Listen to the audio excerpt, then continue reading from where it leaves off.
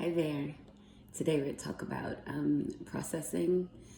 And I use the term processing because I think for me it helps me to understand that there are stages to going through to solution. So we'll talk about processing on this episode of Healthy Me, Healthy You.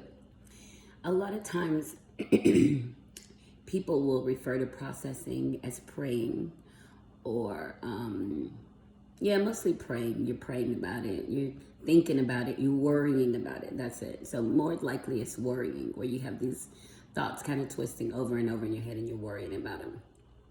But for me, processing is simply knowing that a situation occurred and spending the time that I need to get through it, whether it's to heal from it, accept the pain, look for my reasons for being involved in it. How could I change it? I mean, from start to finish, I look at the whole process and I call it the process. And what we figured out is that as you deal with people and the way that they deal with you, they have a tendency to leave stuff behind. That's part of the baggage we talked about on yesterday. They leave some baggage behind. So you collect these things without having the opportunity to process them because you're hell-bent on moving forward with these people, and you tuck this stuff aside. You kind of put it in a bag, put it in a bag, put it in a bag. But at some point, you have to revisit them, whether it's the way that you feel about a new situation or that you're trying to move on with your life or you're trying to understand them, and you go through the process. So we can't get to solution on those emotional health things that bother us if we don't look at them from start to finish, if we don't spend some time thinking about them in meditation, whether it's yoga, whatever your religious preference is. If you don't spend some time trying to understand or see yourself in a greater light and a greater connection to those things around you, then you kind of stick in that yucky situation. I like to tell people, because it's something that I use for myself, is that once you go through the process, once you process it and get to solution, you have to release it into the universe. You can't continue to hold on to it because that weighs down your bags, right? That adds something else to you to keep you heavy in this baggage. So let me tell you a story about this guy I was talking to, and he was explaining to me that he would tell women he's not really interested in having a relationship with them, but he would go about doing the things that look relationship-like to get women to relax into doing things with him or for him in the process, right? So he's telling me this, and he's like, yeah, by the first time, we make love and she's hesitant, and and then we'll go to dinner, and then, he's giving me this whole thing, and he's like, and by the third time we make love, she's ready to get loose, and, then I don't have to see her anything after that because I've gotten everything that I wanted. And I was like, but you're creating something for her to process later because you're pretending to be in a relationship with her. No, I didn't say I wanted to be in a relationship. So I had to explain to him that he was doing relationship things that led to people being caught up in the way that they felt about him, in their thoughts of him, and changing from this is just sex and we just gonna fuck one time to now this is my man because you're coming back and forth. And so he said, I never thought about it like that. And I told him the flip side. I said, well, as a single woman, honestly, I said I only fuck one time. So, and he was like, what? And I said, yeah. I said, because that stops me from developing any feelings or hopes and thoughts and dreams about being with someone tomorrow. That helps me to eliminate the kind of bullshit I have to process. It cuts it off for me. And so we really had a debate back and forth where he was saying I didn't give people enough time to get to know me, and I was saying that he was taking advantage of the time pretending to get to know someone.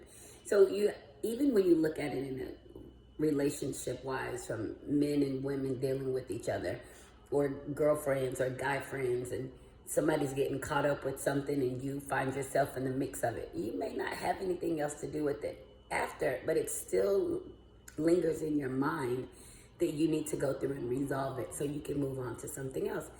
If we go through life not processing or living in the same thing over and over, like that cycle of yuck, right? Like, you know, people who live constantly in a cycle of yuck. They always have some tragedy. There's always a big drama. There's always a blah, blah, blah, blah, blah. They always have something going on. And they live in this yucky cycle of repetitiveness. It's because they don't understand first that there's a problem. And then once they understand it, then they can process why they get caught in the drama, why they get caught in the muck. And you know, people always say, I don't want to be around that negative energy, only positive vibes. And people say that not understanding that they're in control of the vibes that they receive. And as long as you hold on to negative, unprocessed bullshit, you will have negative vibes. Like, that shit doesn't go away. Like, if you're holding it, so you literally have to release it. It makes you seem callous and uncaring, but it respects your boundaries, and you let people know that shit ain't got nothing to do with me. I'm not processing it. I will tell people that in a minute. I don't need to know that. Thank you. Keep me out of it. I don't want another thought in my brain that requires me to do something or weighs me down for some bullshit that has nothing to do with me. Sorry. Like, that's literally how I feel about situations around me. And I have to keep myself safe. That's the whole point of these videos. Healthy me, healthy you. What do we do to keep ourselves safe in our everyday life? And the first thing is stop the processing. Stop collecting things to have to process. And it's okay. I don't want to know that. I don't want to process it. Girl, such and such and such. Okay. Yerk. Hold it right there. I don't want to go through that with you. I don't even want to add that to my list. And that's how you start getting to a place of complacency or freedom.